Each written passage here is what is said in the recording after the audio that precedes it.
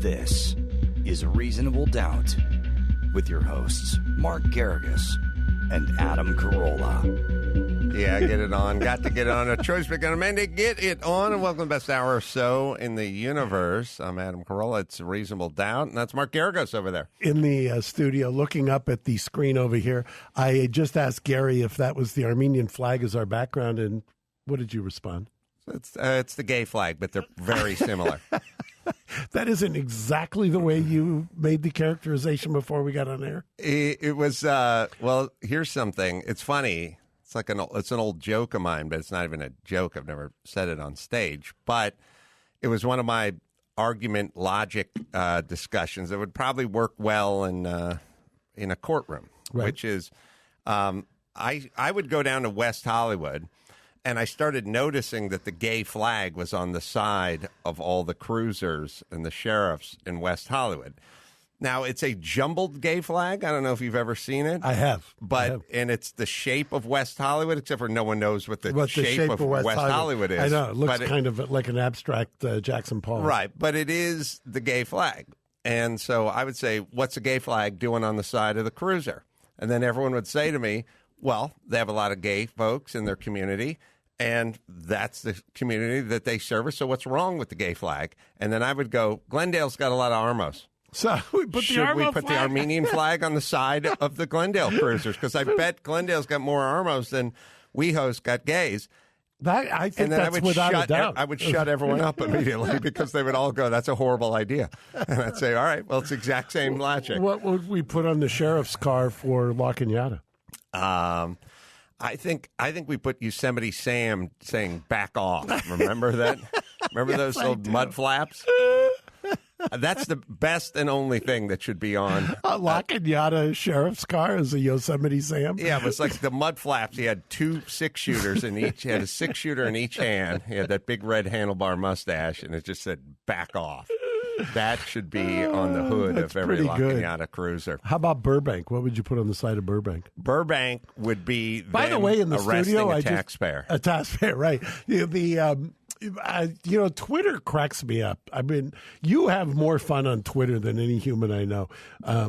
Your favorite now is Pussies, which is my version of Hater Ho, because a Hater Ho or a Hater Joe is somebody who just knows nothing and just, spouts something off, Or what's your other one, Hero? Yeah, everyone's a hero. Do because they do this stupid thing all the time where they go, you go, we need to reopen the schools, and then they go, I know 6 people that got COVID, and my grandfather almost died. And I'd be like, no one asked you who the fuck you knew who had COVID. We're asking. It's like saying we need to reopen the airport, and then they go, Buddy Holly died in a plane crash. Like, okay, hero, that's nice to know. So under your policies, we do what again? Well, it is the definition of a non sequitur, and I encourage them to take a look. I had this morning, I was on for Tinhorn Flats to dissolve the preliminary injunction. And the argument is, look, Judge, basically they asked to barricade the place. You denied that, and they barricaded anyway. And they're arresting the son of the owner for violation of a court order. The only court order I'm aware of, Judge, is your court order. So what did he do to violate your court order, and why didn't they bring it to you? So the judge wouldn't dissolve the preliminary injunction, but he did admit, number one, I'm not dealing with the city of Burbank's seizure of the property. I said, Judge, is this an asset forfeiture? No, it isn't an asset forfeiture. I also said, are you dealing with the civil rights violation of arresting this guy repeatedly and he clearly no. And I said, okay. And so what is the point of having a preliminary injunction if they are just doing whatever they want to do, the city of Burbank anyway? And he said, well, they didn't have a health permit. I said, yeah, but we already went through this. The health permit was revoked by the county, and I'm trying to get heard on the appeal. And then nobody would listen to the legal argument at the county. And city of Burbank has that speaking of heroes, what's the name? The con man Constantine, the eighth wonder of the world. the eighth autistic wonder of the world. He's on the spectrum. Yeah, and apparently proud of it. And God forbid if he can tell it, he can say it, but if you mention it, then you're a despicable human. I've somebody asked me if I was a racist, and I said I'm on the spectrum, but I don't consider myself a racist. I do have certain thoughts about certain groups, so I guess that would put me on the spectrum. You know So I make these arguments. The judge says no, they're going to give notice. I'm not going to dissolve it. I say that's fine. I hang up the phone because it's a virtual hearing. Because by the way, even though you the city of Burbank is closing down outdoor dining, which now every epidemiologist admits, including the CDC, that there was never any science on it to begin with. And Judge Chalfant was prophetic in his order that is, by the way, currently the California Supreme Court, I took it to the Supreme Court, they extended time to consider the issue. We'll see if they do it. But that's neither here nor there.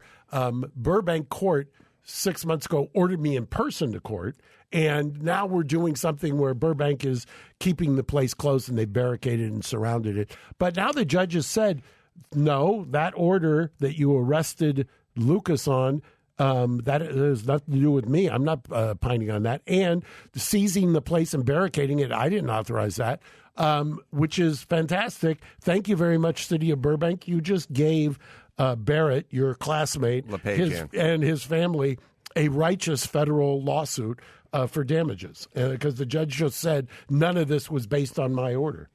The Tinhorn Flats, which is about a mile and a half from where we're at right now, has a fence that's been core drilled into the concrete sidewalk. Like, I went to examine it as if someone with a construction background. There's a few ways you can do it.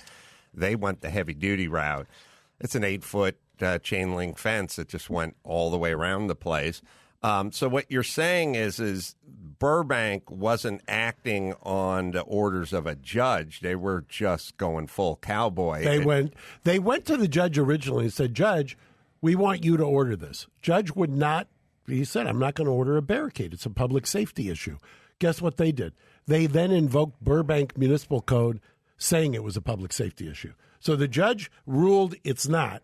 Mm-hmm. They then invoked public safety, which he just found was not, to barricade the place. This I can hardly wait to have Constantine on the stand because we're going to sue him personally as well as the city. Anthony's his last name. Is that it? Yeah. Yeah, Anthony. Mm-hmm. Anthony on the stand. That's that may be the new show. And then Twitter is like, why didn't Garrigus send somebody else to take the fall?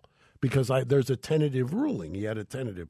As if I'm going to send, like, I care that I'm making a record because I've got 3 moves down the hall. And what does people that mean? Saying, what does that mean? Send someone else send an associate so that I didn't have to take the L. As if I'm concerned about, about doing my job and setting the table. Right.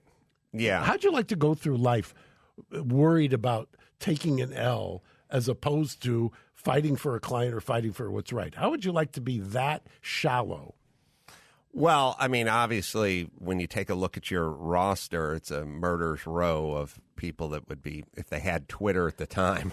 I mean, when you were doing Scott Peterson, if there was Twitter, imagine? Oh my God. You'd be in therapy. Well, zooming into this. Can you pod imagine right now. when I had Scott and Michael Jackson? The fights on Twitter would just oh be. My can you God. imagine? No, I mean, they're still to this day. They're fighting about the Neverland documentary. When you and I called it out for it being a whatever, I must get 50 of those a day.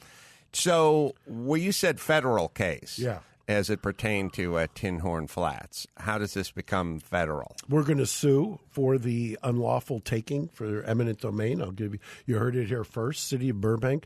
And us will be in litigation for quite a while because the City of Burbank has chosen to make some, you know how they always tell parents are always saying, don't make a poor decision. Somebody needs to school the City of Burbank on making poor decisions. City of Burbank has always been overly aggressive as it pertains to taxpayers and policing of taxpayers, and it's something that I stumbled onto years and years and years ago, and I've always knew it. And anytime I would talk to someone who got a chicken shit jaywalking ticket or whatever, exactly. I'd always go, where? In Burbank? And they go, yeah, I was in Burbank. How'd you know where I was? I go, because they hand out more chicken shit. I looked it up once. The city of Burbank writes more jaywalking tickets in a calendar year than the state of Louisiana does in 10 years. It doesn't surprise me. I mean, the city of Burbank is got to be.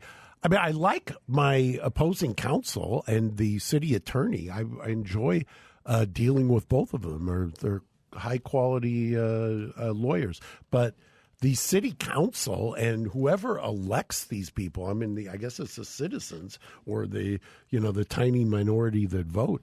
They really, and it's been ever since we were in high school, it's been that way. Burbank has always been kind of out of the mainstream and a bizarre place. Yeah, just overly aggressive in enforcements of any laws. Right. That's always how Burbank has been. And again, I think people like order and they like safety, but jaywalkers and honky-tonks aren't the problem.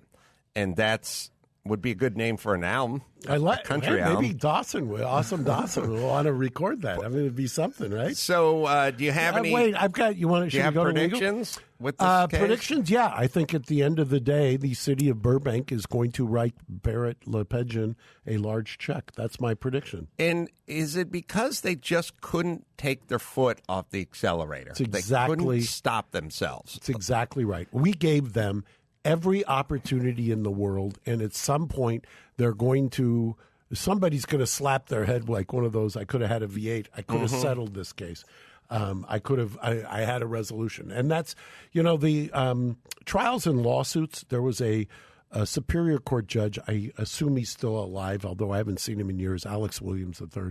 He used to say, and it's a great expression, that lawsuits and trials are basically because one side's an asshole. And he got admonished for that, I think, by the Judicial Council. But it's absolutely true. It's basically because somebody's trying to prove something because they're an asshole, or a lawyer's trying to prove something. Because if you've done enough trials, if you've been around the civil justice or criminal justice system long enough, you understand that trials are kind of the last resort. It's basically because somebody's not being reasonable. Usually, if both sides are reasonable, there's a way to resolve a case. All right, so predictions are they're going to cut a check, and it's really the taxpayers. Well, I will give you another example. We're sitting in Glendale. I remember maybe 10 years ago, I had a case where they had arrested a young Armenian kid. And, in Glendale? In Glendale. Shocking.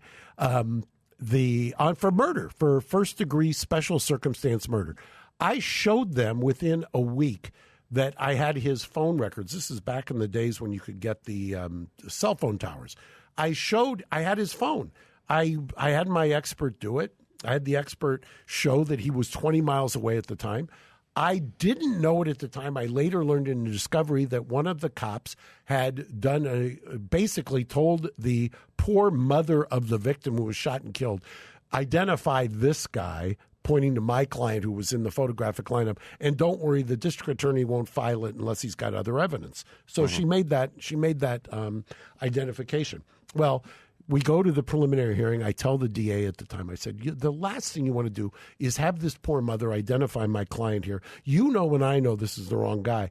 And by the way, if we ever find the right guy, you've completely screwed this case up. Didn't bother that DA. Has the mother come in. The mother identifies my client. It's held to answer. Finally, they do a DNA on a baseball cap that was left at the scene by the shooter. It was a home invasion in Glendale. They do the DNA. Guess what? They find the right guy. They put that guy who happens to be in custody in a lineup in the county jail. And the mother, who previously identified my client, absolutely sure, she sees the guy they have in the lineup, and she vomits in the thing. She realized what happened. They did to her, to my client's kid, basically they tried to kill him. So we sue the city of Glendale. And I'm telling you, I remember the city council people. I talked to them. I talked to the city attorney. I'll make this case go away. write a check for $250,000. This poor kid was in custody for 8 months, blah, blah, blah, blah, blah. Give him, $3,000 a day for however long he was in custody, right? Mm-hmm. Wouldn't do it. We go to federal court. We sue.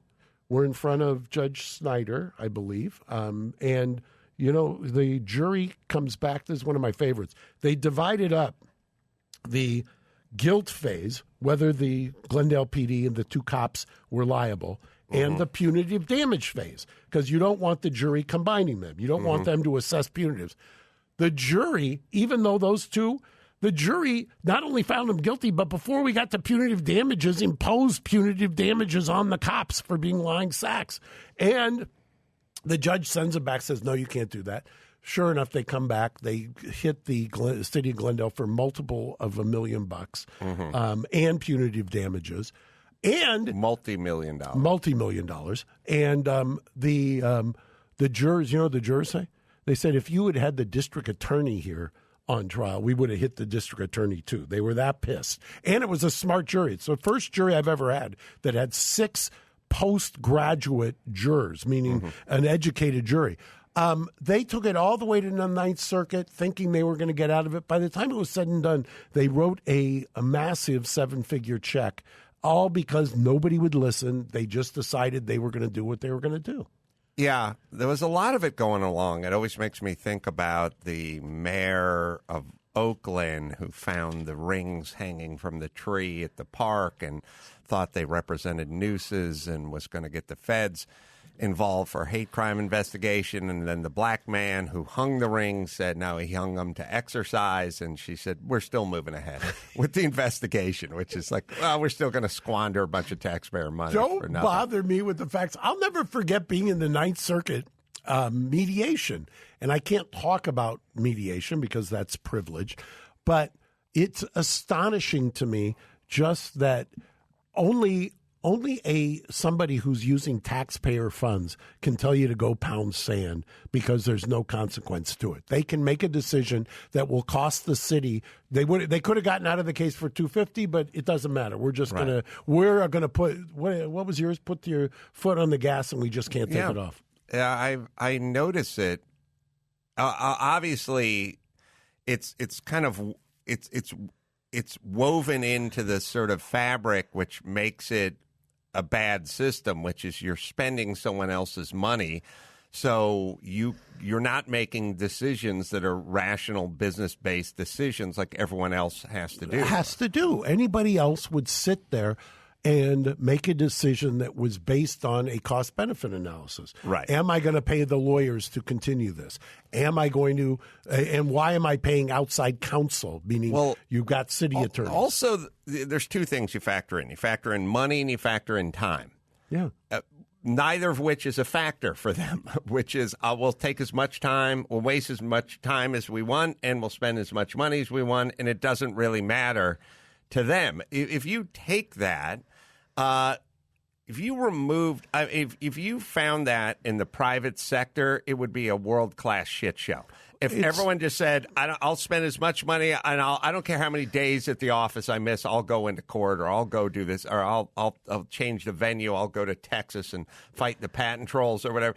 It would just be society would implode. It would come undone. Exactly right. And by the way, there are metrics that you can use.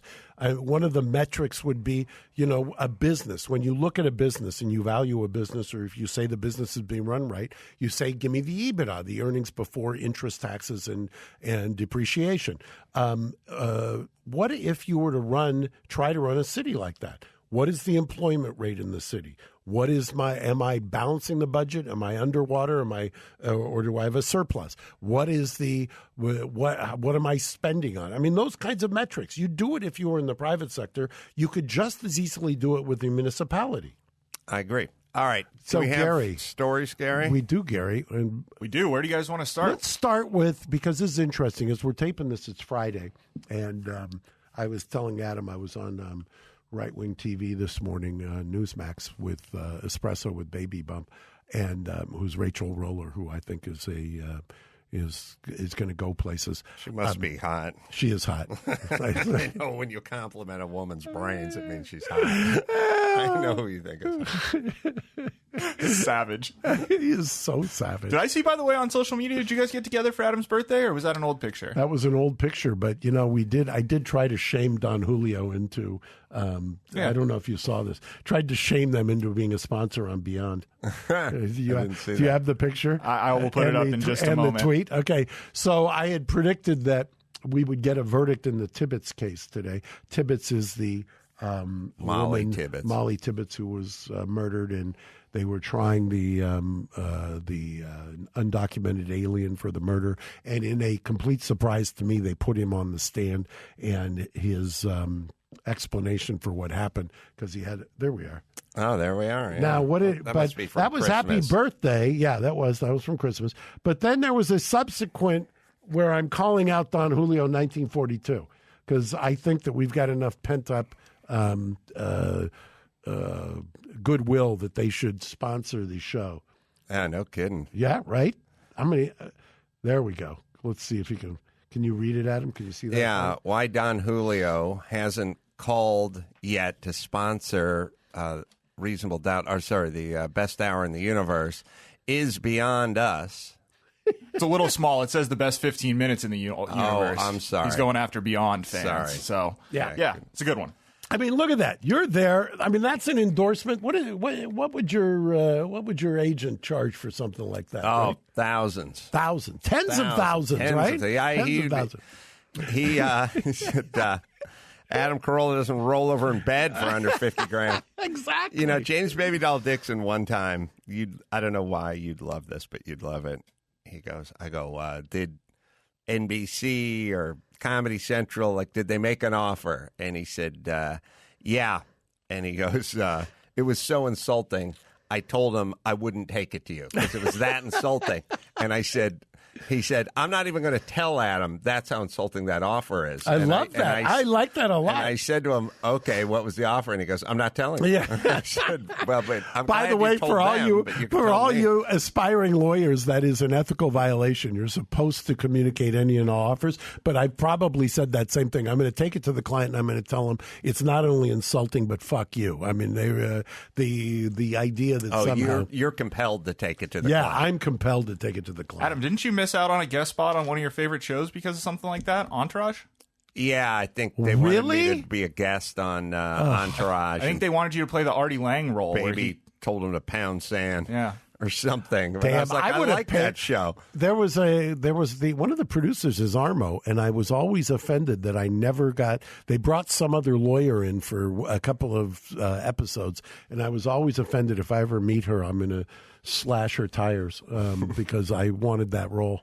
All right, where were we? So okay, Tibbetts. So they put him on the stand. They put him on the stand, and in order to explain, there were some things that need to be explained. First of all, he led the police to where her body was. That's what I would call a bad fact. Right. They found DNA, her DNA, and blood in the trunk of the car. Bad fact. Right. He also made admissions that he thought she was hot or something like that, or had was attractive, but he blacked out and doesn't remember the killing. That was what he said pre-trial. Then he took the stand and he told a narrative of two men, strangers, who covered head to toe.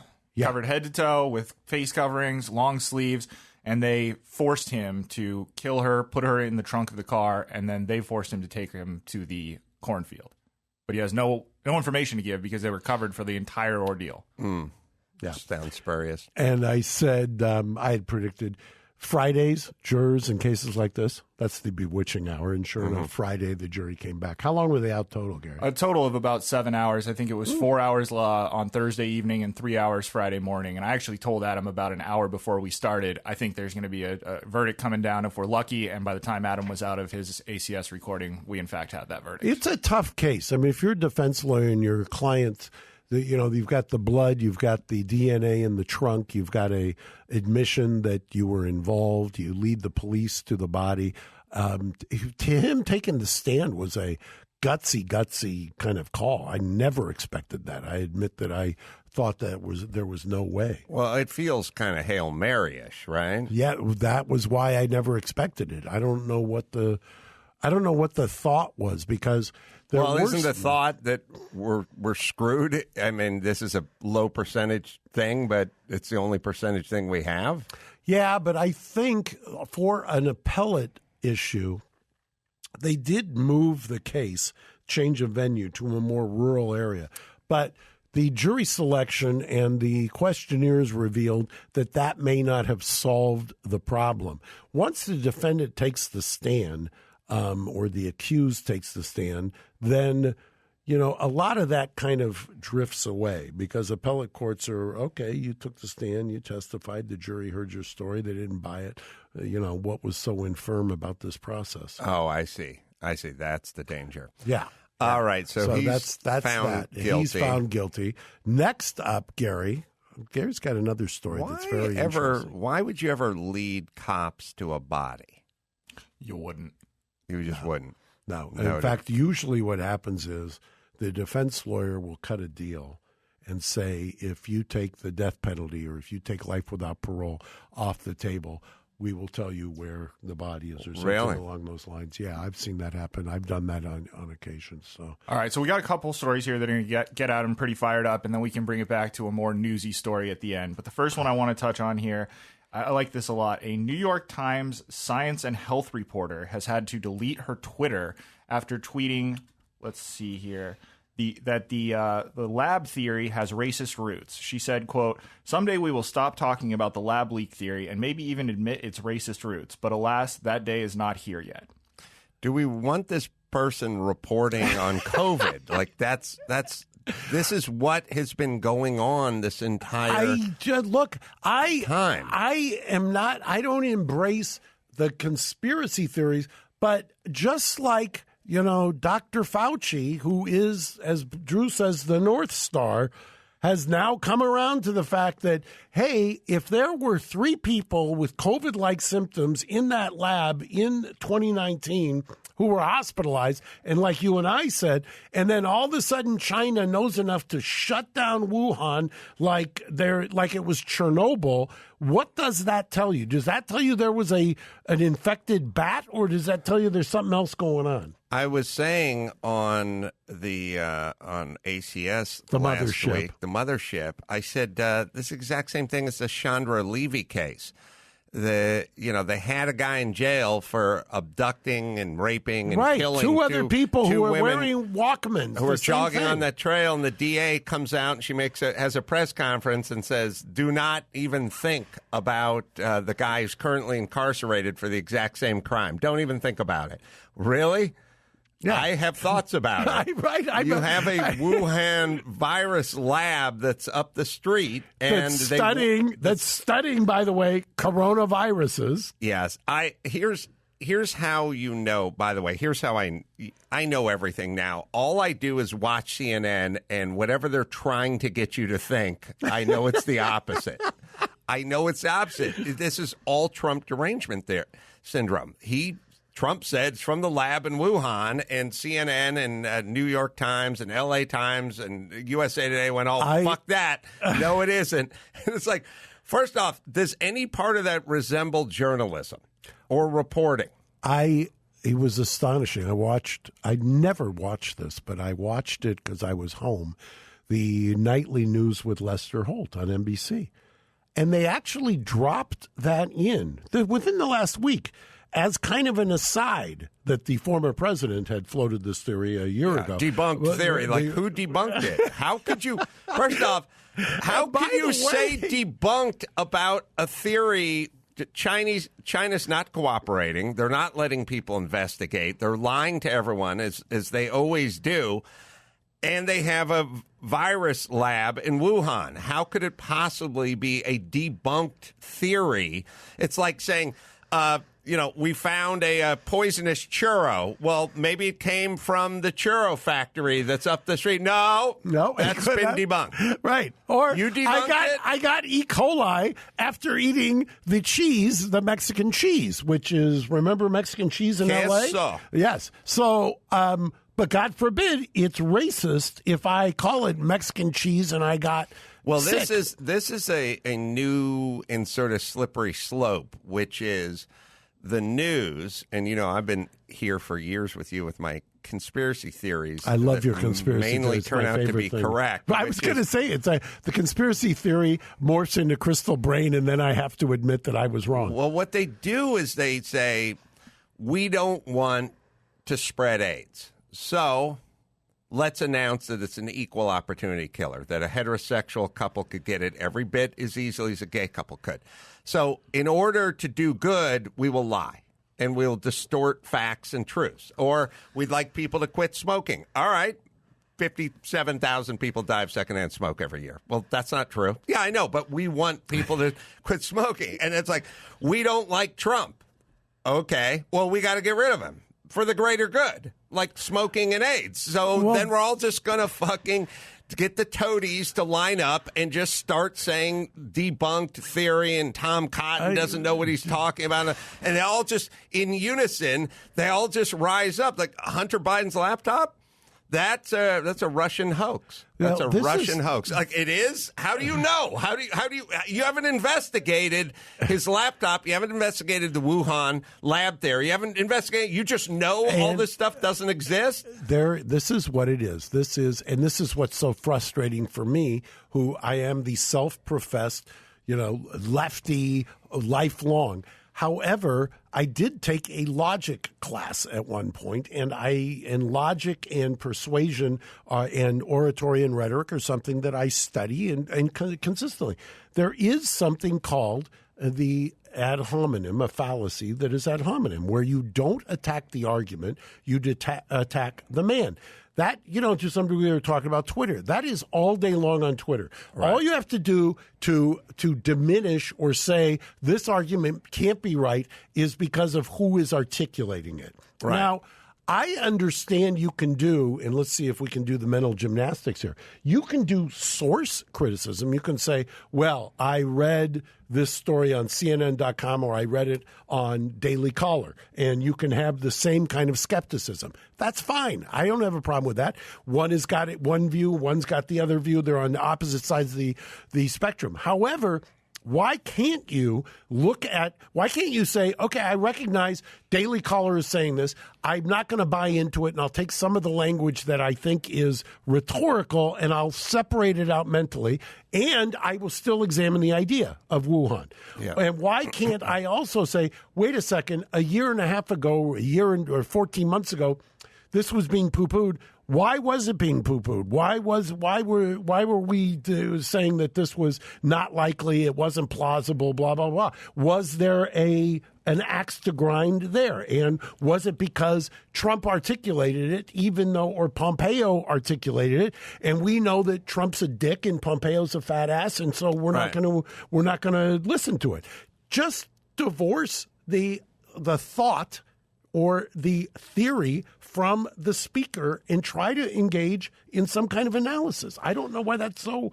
Why is that so tough? Well, you're intellectually honest, and I agree. And there's some cases that have a little more nuance than others, but it's this thing, you take whatever's going on the southern border.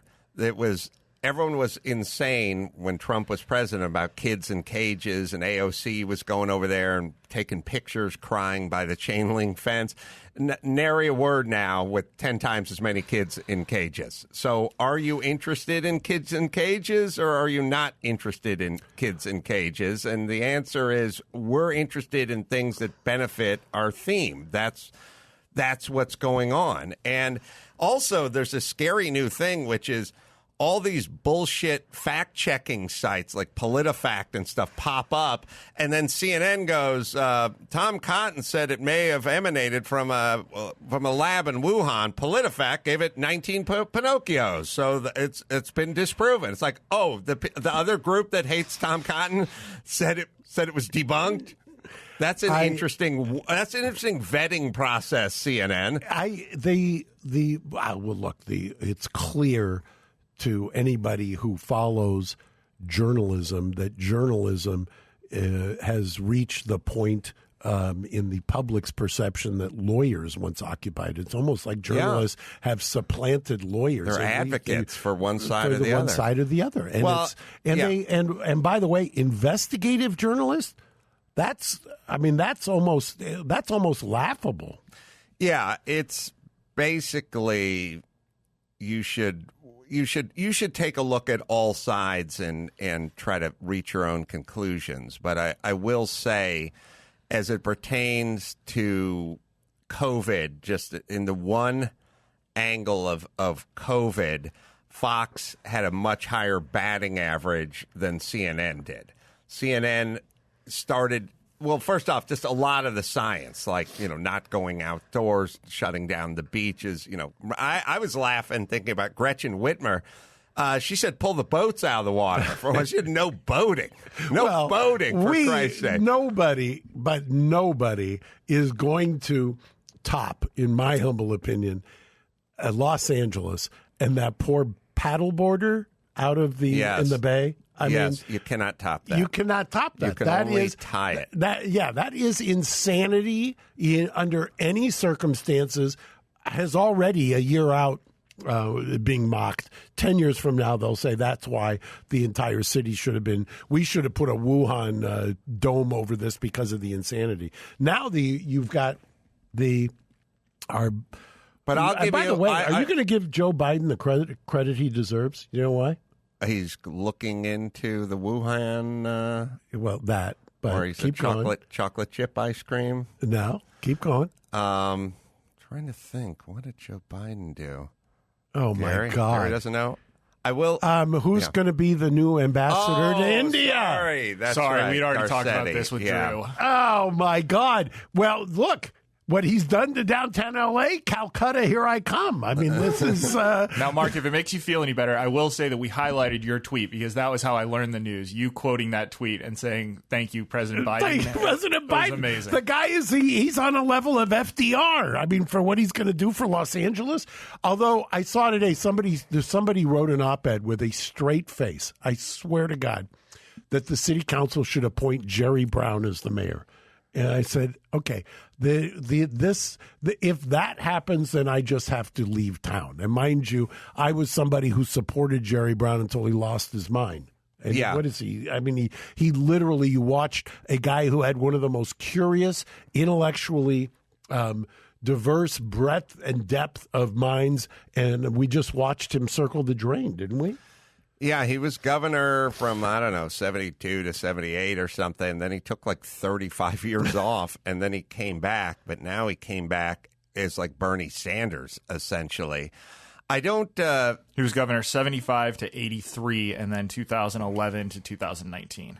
And I'll tell you, I once considered him a friend, and he's lied to my face, and in some ways, he bequeathed us our fearless leader now, Gavin Newsom. But he used to bang Linda Ronstadt, so... Yeah, but that was back in the day.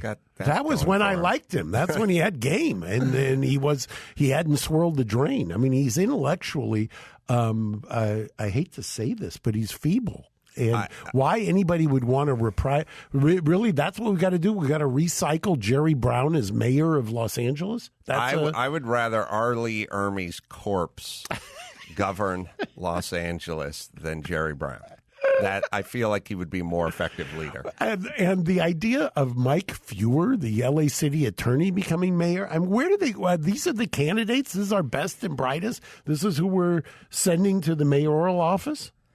It's like they have a barrel of spoiled pickles, and when they pull one out and that spoiled pickle shits the bed, they go, all right, back to the barrel. And it's like, no, they're all bad. They're all in this barrel. We need some guy who's a businessman who's run a business, who understands how to budget and understands, timelines. By the way, you're not going to have a functioning city with businesses that pay taxes if you have an outdoor insane asylum. I mean, That's what it is. It's an outdoor insane asylum. San Francisco just had 17 Rite Aids close. Right. Well, I was one of the pharmacies. Which was it, Gary? Was it Rite Aid or was it?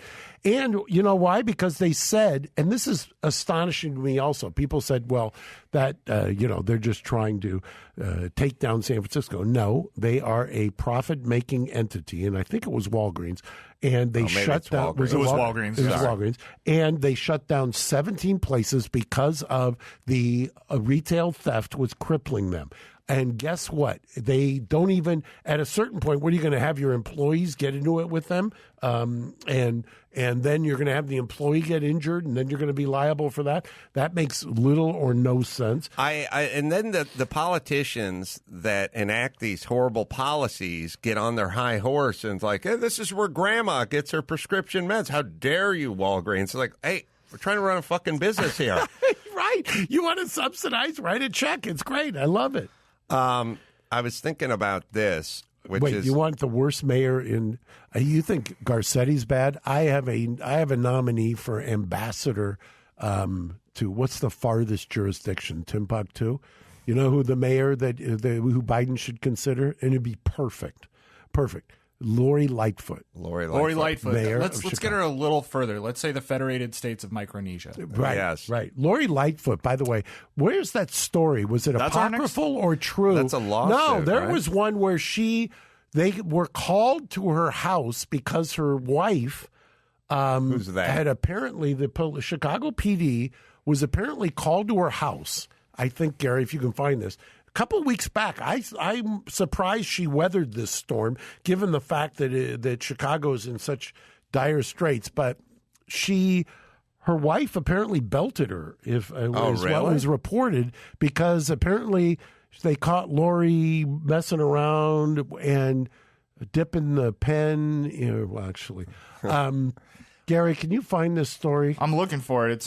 It's probably pretty well buried here. I'm still looking. Okay. Anybody who's heard this story, I wish they would send it to us, because I just saw a fleeting. I've not heard this one. Yeah. Now, well, she's got another one right now, another story or controversy. She seems to be a magnet for controversies and dual positions. She would not be interviewed by.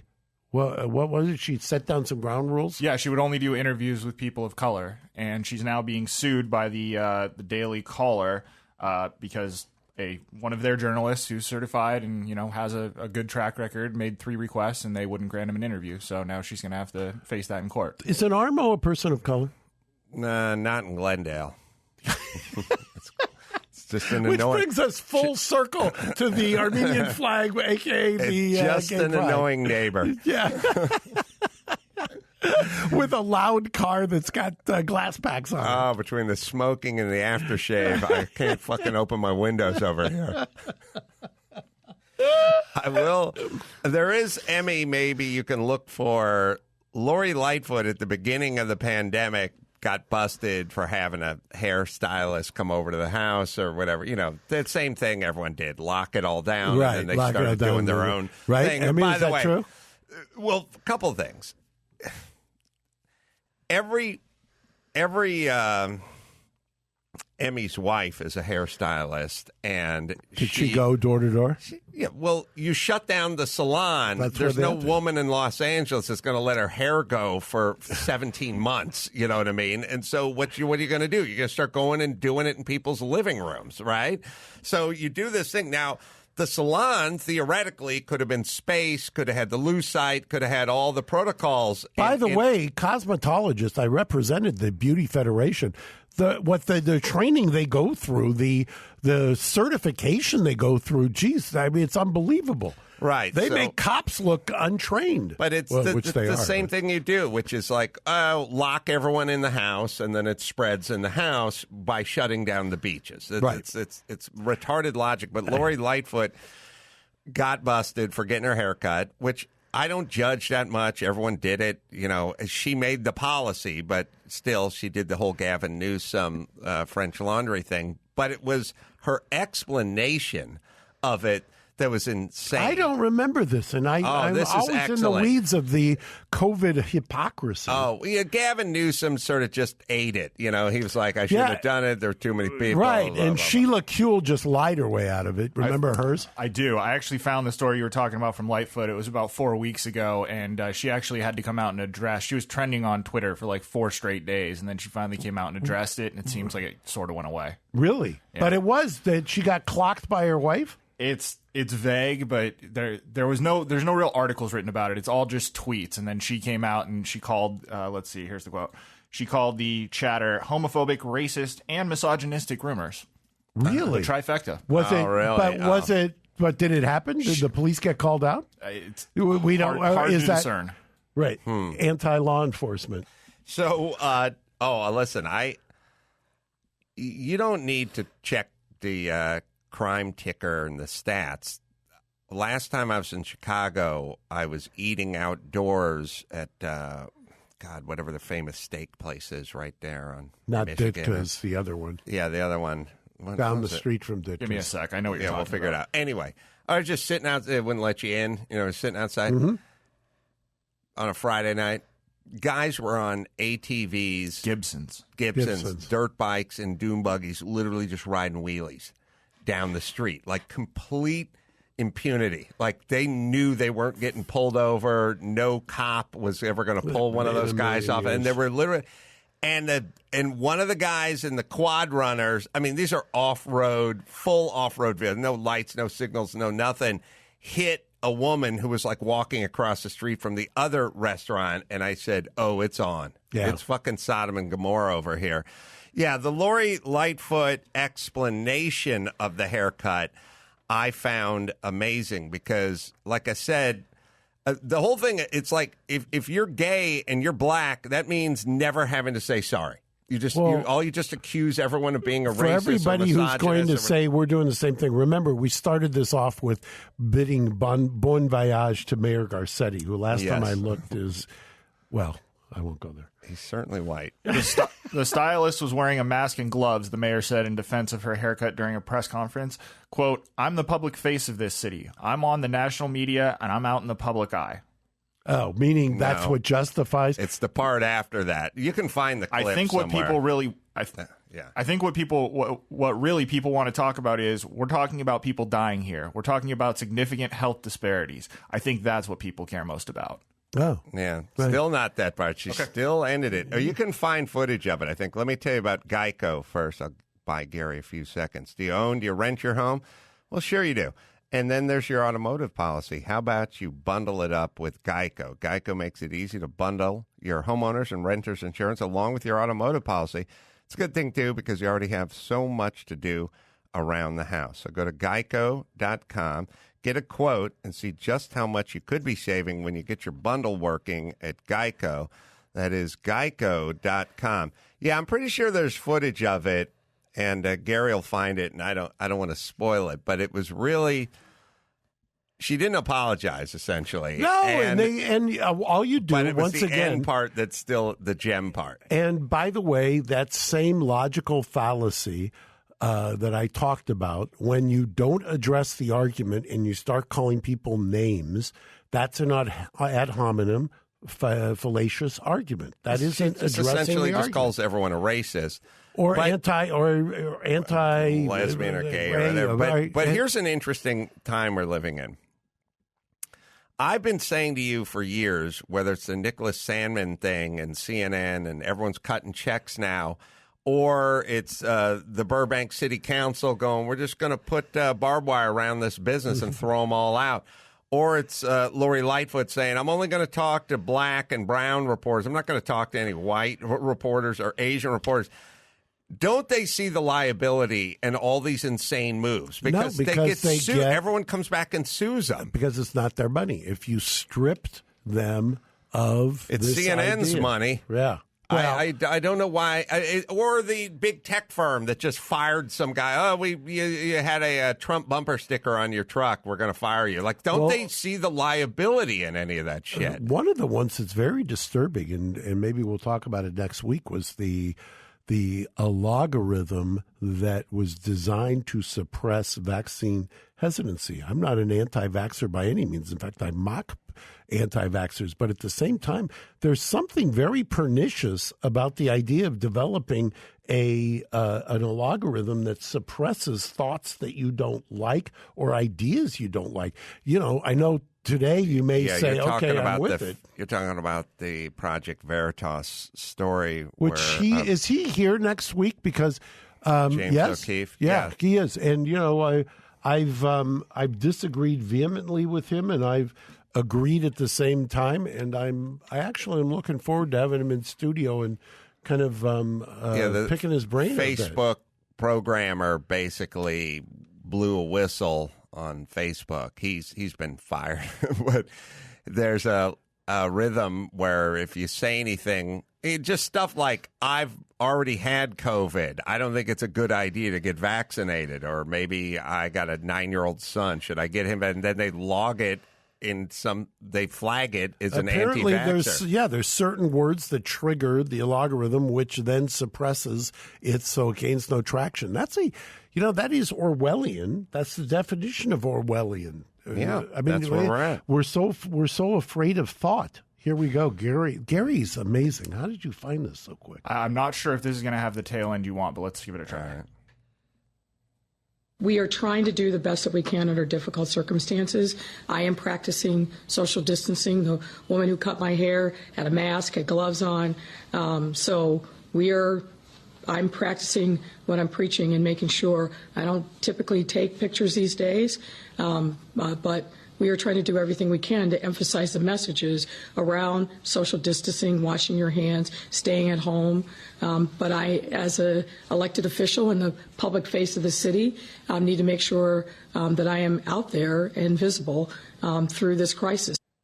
Oh, so it got cut off. Staying indoors, washing your hands, right. Not going outside. Yeah. She's just like a litany of everything I was wrong about. Well, here's an interesting thought. So I will just go ahead and provide my own punchline. She says, and Gary can still find it somewhere, she said, I'm the face of the city. She said it, right. No, but after that, she goes, and I care a lot about my own personal hygiene. Oh. Which is the dumbest thing to say into a fucking open mic ever, because you're implying that you don't think all the other human beings that reside in your city care about their own personal hygiene? She's the only one. She's the only one. Here's an interesting thought experiment I was thinking about all those assholes being wrong about all this shit.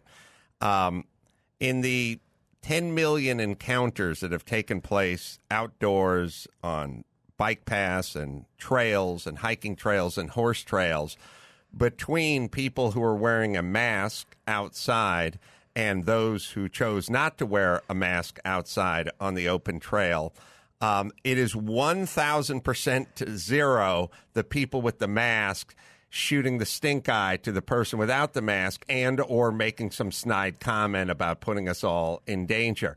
I've never heard an incident of someone without a mask making fun of a person with a mask. It's only gone that way. And now that the science is borne out, it turns out the ones wearing the mask outside were 100% wrong. So this is a new world order. The side that is 100% wrong is the side doing all the judging. And does anyone want to live in that world? Yeah. Well, here we are. It just says that, I used to say, and it was in mistrial, it was chapter 4, I think. Judge Eidman used to say being a U.S. attorney means never having to say you're sorry. Now it's, being wrong means never having to say you're sorry. I completely concur. All right. You can find me June 18th, 19th, Golden, Colorado, Buffalo Rose, and Anchorage, Alaska at Coots, everyone, July 3rd, and then Raleigh, North Carolina. I'm doing shows there as well. You can go to, I'm going to July Royal Oak Music. July 4th, I know where you're going to be. I'm going to be drinking Don Julio in the yard, possibly in your pool. Exactly. And if Don Julio doesn't step it up, I'm switching over to Casa Amigos, so they better switch it up quick. Do we have do we have that clip, Gary? Did you find it? I'm out in the public eye, and I'm a person who I take my personal hygiene very seriously. As I said, I felt like I needed to have a haircut. I'm not able to do that myself. All right, so hold on a second. So this is basically saying, I'm going to shut down every buffet, and then you just found me at the Sizzler, and I go, well, I like eating. I eat. I need nutrition. You don't need nutrition. I like the carving station. I like my beef rare, and I like a little dab of. That's what I'm saying. I like food. So you guys don't eat. because but I do. I mean, just shut up.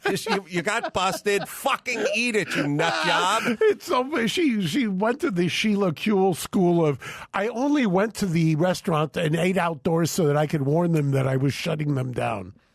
Ugh.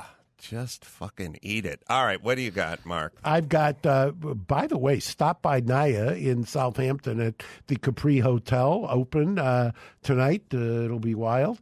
Go to the V, Palm Springs, Memorial Day weekend. Also at Casa Tropicana, downtown L.A., Engine Company 28, 10E, Mediterranean Tapas. And if you're in New York City, go by Prova at Grand Central Terminal and at the Moxie Hotel in Times Square.